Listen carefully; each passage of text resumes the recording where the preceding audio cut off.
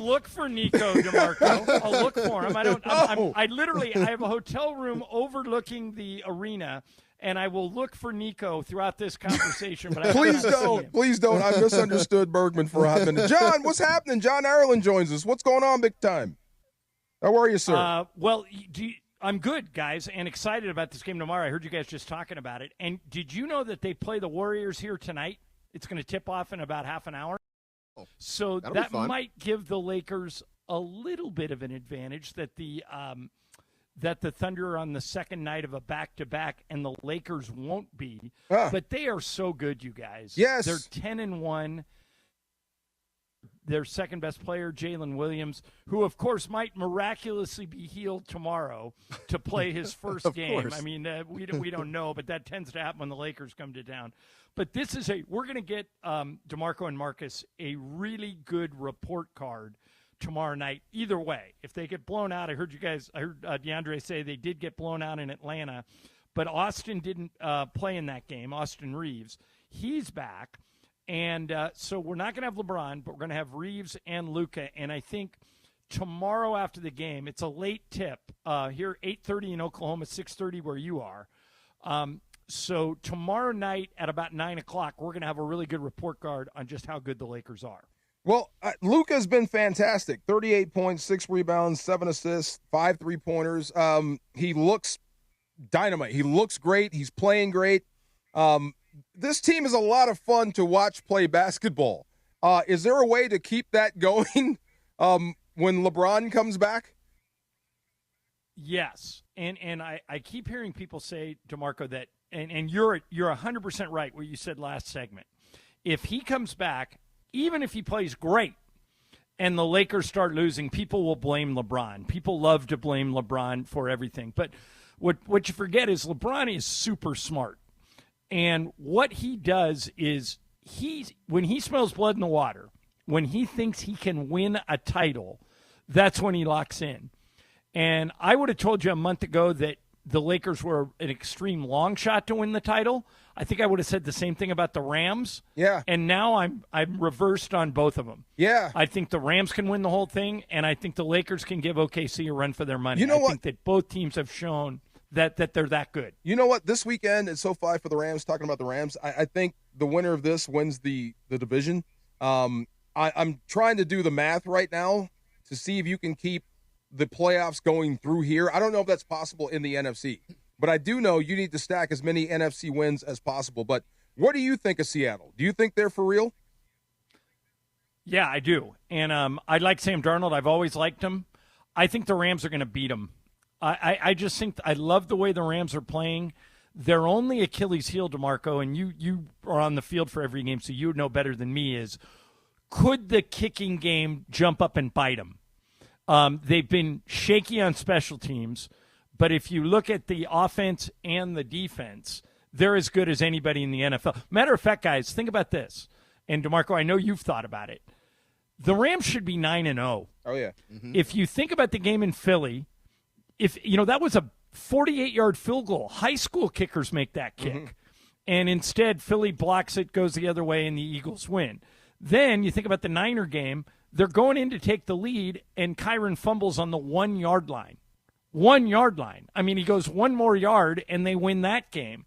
So I don't know if you're the same way, DeMarco and Marcus, but I'm extremely high on the Rams, and I'm starting to get there with the Lakers because I think when LeBron comes back, how are you going to guard that team? You got to double-team Luka. You got to double-team LeBron. And that leaves Austin one-on-one, and he's been cooking people one-on-one. And if Rui shoots the way he shot last night in Charlotte, yes, we got here to Oklahoma City about an hour ago. I think Rui was 10 of 13 from the field. If he shoots like that, the Lakers are going to be extremely tough to beat. I don't know if they're going to win tomorrow. Yeah, has the light come on for Rui? He seems to be playing with more confidence. Well, here's what it is. So think about this. When you go, when the Lakers were playing without Austin, that means the number one defender on the other team takes Rui and just takes him out of the game. They have a guy, Lou Dort, who is an elite defender, like first team All NBA defender in the conversation for Defensive Player of the Year every year. Just a lot. They call him the torture chamber because whoever he guards goes through torture. Yeah. Lou Dort has to guard Luka. All right, now Lou Dort isn't even going to play tonight against the Warriors, so he's just sitting around waiting for Luka to get here. I bet you he plays tomorrow, and I bet you he guards Luka. And their second best defender, probably Caruso if he plays, will guard Austin. That means Rui gets the third best defender, and that's when he really cooks, DeMarco. That's when if you put your third best – and by the way, when LeBron comes back, he gets defender number 4. So that's a big difference in the NBA, and he could have a really big year. Now that makes sense to me. The Lakers can stay healthy. That makes total sense to me. I am on board. See, there you go. So, John, I want to bring this back around to where we started, though, with Nico Harrison, because I have this theory, and you can sort of, tell me I'm stupid or crazy, but that the Luka dunk really sort of, I think, triggered something in Dallas ownership, that you had a guy that was being called fat and lazy and unmotivated. Now he gets to L.A., he's slimmer, he looks like he really is locked in, to the point that now he's dunking in games and shouting at people. I just feel like it triggered something emotionally in Dallas ownership that they just said, that's enough, that's the final straw, Nico's got to go. I think you're half right, Marcus. The other half of that, everything you said is 100% accurate. The other half of that is AD has been unavailable, has played. I think that I looked it up the other day. Since the trade, Luka's played 46 games and AD has played 14. Oh, man. So I think what Nico sold them on was, look, we're getting one of the best defenders in the NBA, and Anthony Davis is. The problem is, and DeMarco, you talk about this a lot in football, the most important thing is availability. Mm-hmm. If you're unavailable, I don't care how great you are. I don't care if you're Marshall Faulk. If you can't get on the field, you can't help your team.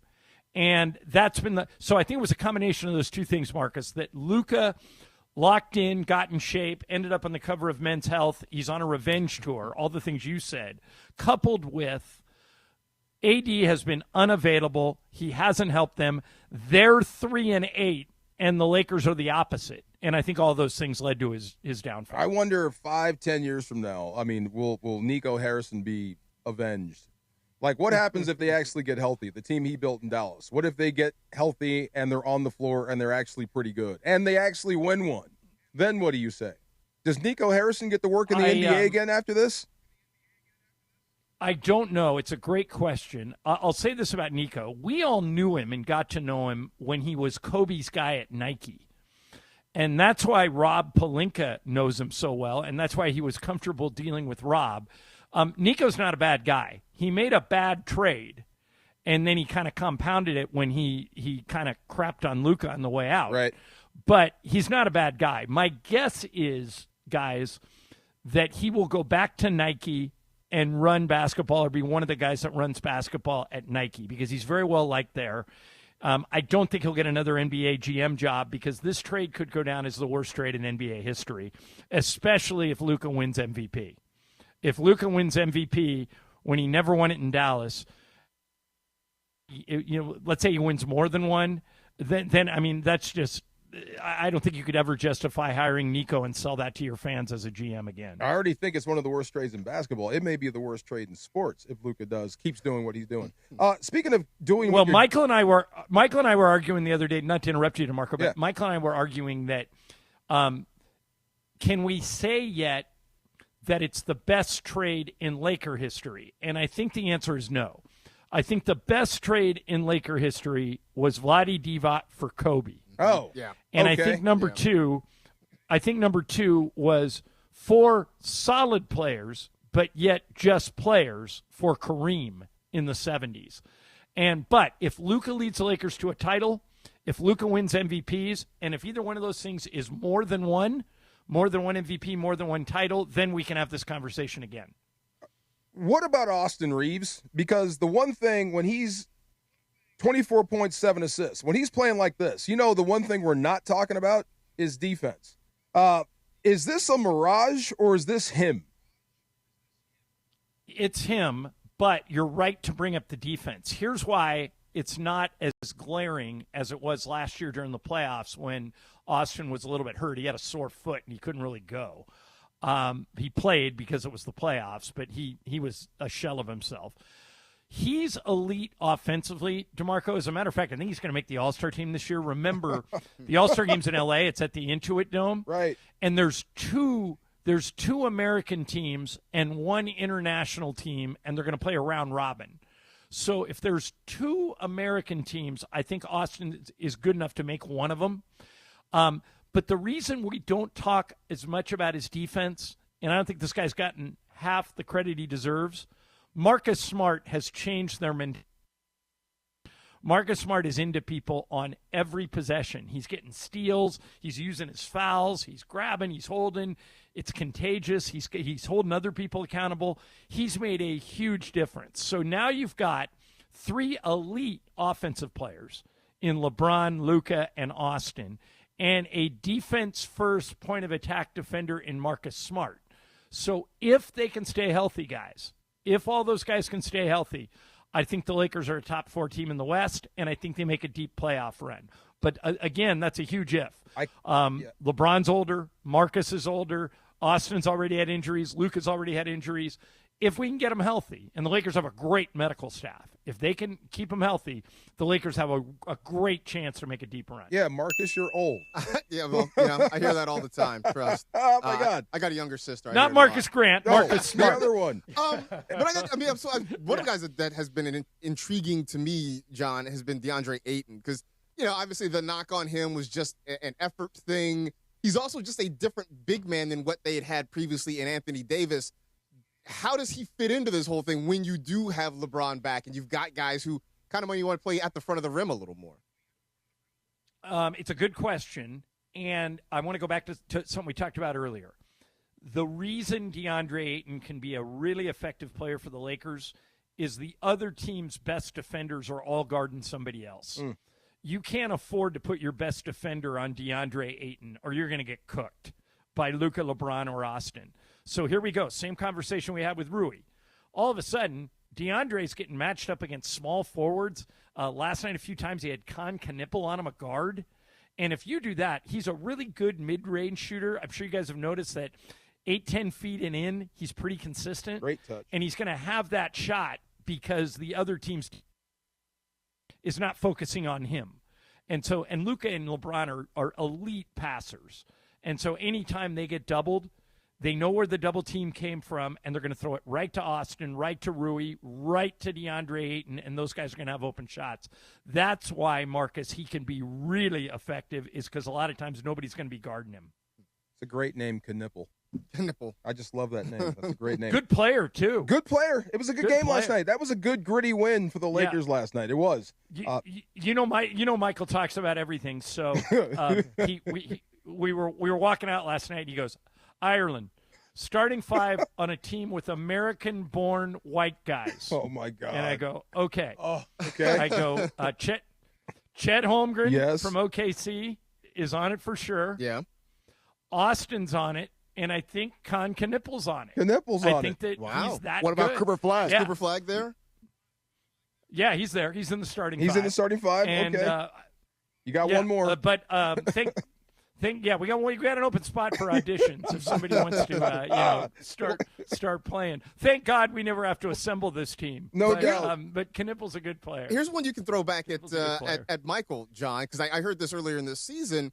This might be, or I don't know, maybe it is the first year where you can have an all first-team NBA team of foreign-born players. Wow. Right? You figure Luka. Yeah, I'm surprised it hasn't happened already. Right? Luka, Jokic, Giannis, SGA. Shay's from Canada.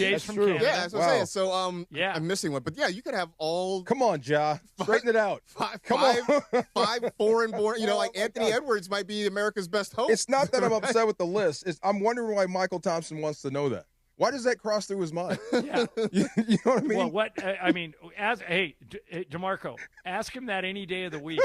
He's always got something. He's the greatest. Oh, my God. Lakers, Lakers, he's always got something weird. Lakers now 8-3, quietly one of the most complete teams in the West. John Ireland, thank you for checking in from OKC, looking for Nico Harrison. All right, have a great show, boys. Thanks for having me on. Thank you, sir. Absolutely. Love that. John Ireland checking in.